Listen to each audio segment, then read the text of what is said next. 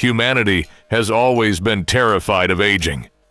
But throughout history, the desperate pursuit to cheat death has led people to undergo some of the most horrific, agonizing, and bizarre treatments imaginable. Today, we are looking at the deadliest cures in history, where trying to live forever was exactly what killed them.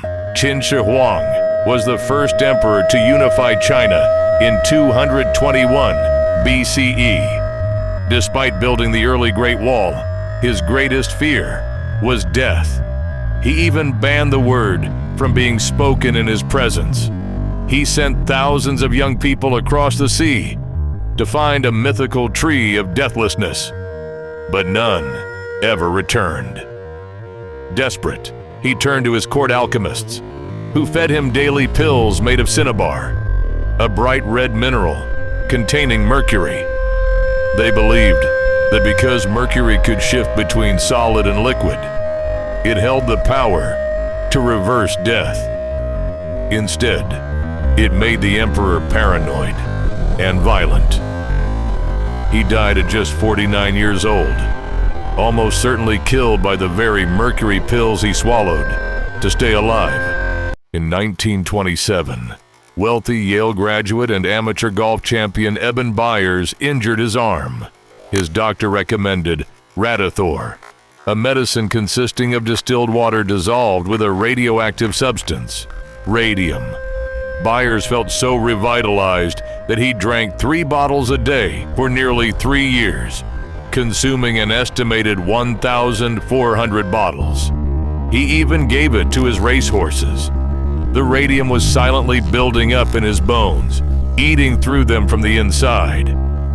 By 1931, holes formed in his skull, and his jaw literally began to fall apart. He died at 51 and was so highly radioactive that he had to be buried in a lead-lined coffin. When scientists dug him up 33 years later, his bones were still giving off radiation. In the 1500s, Diane de Poitiers was the mistress of King Henry II of France. She was famous for her pale, youthful skin, maintaining her position in court for decades, despite being almost 20 years older than the king. To stop her body from aging, she drank a liquid made with actual gold every single day, believing that because gold never rusts, it would preserve her youth. She drank the metal for years. It wasn't until 2009 that French scientists examined her remains. They found gold in her hair at 500 times the normal level. Her hair had literally turned golden from the metal, and her bones were breaking down from the inside. The pale white skin that made her famous wasn't youth. It was a symptom of fatal gold poisoning. The Jiajing Emperor, who ruled the Ming Dynasty for 45 years, took his quest for immortality down an incredibly dark path. Taoist priests convinced him to lock 960 teenage girls inside the palace. They were fed only mulberry leaves and rainwater, so their menstrual blood could be collected. This blood was mixed with deadly mercury, arsenic, and lead to create a liquid the emperor drank every day. The mercury built up in his body for decades, eventually killing him at the age of 59. In the late 19th and early 20th centuries, doctors became convinced that animal testicles held the secret to youth. In 1889, a 72-year-old scientist named Charles-Édouard Brown-Séquard injected himself with crushed dog and guinea pig testicles, claiming it gave him renewed stamina. Later, in the 1920s, a surgeon named Serge Voronov charged wealthy men 10,000 francs to stitch slices of chimpanzee testicles directly onto their own. Taking it a step further, an American doctor named John Brinkley made millions putting whole goat testicles into the scrotums of his patients, claiming it would cure everything from a dead sex drive to mental illness. He built the most powerful radio station in the world to sell his goat surgery, despite leaving behind 42 death certificates connected to his practice. Alexander Bogdanov, a Russian doctor who helped build the Soviet Union, believed that swapping blood between young and old people would reverse aging. He tested it on himself, performing 11 transfusions using blood from younger people, claiming his eyesight improved and his hair stopped falling out.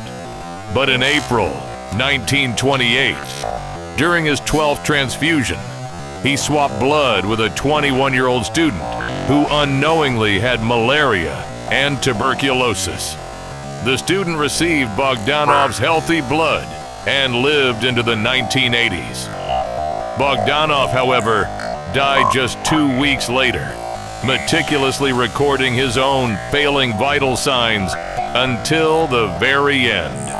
Perhaps the most extreme example is a banned ritual called Soku Shinbutsu, practiced by Buddhist monks in northern Japan. The goal wasn't just to live, but to turn the body into a preserved object that would never rot. Over 3,000 days, monks like Bukai would starve themselves, dropping their diet to just tree bark and pine needles. Toward the end, Bukai drank a highly toxic tea made from the sap of the urui tree, the same poison found in poison ivy. This deadly tea dried his body out from the inside and made his flesh toxic to bugs. He was sealed in a tiny stone chamber 3 meters underground, ringing a bell once a day through an air tube. When the bell finally stopped, the tube was removed. 1,000 days later, his tomb was opened, and he had successfully turned into a mummy. From swallowing liquid gold to drinking radioactive water, humanity's fear of the end has often been the very thing that speeds it up. Which of these deadly treatments shocked you the most? Let me know in the comments. And don't forget to like and subscribe for more bizarre historical facts.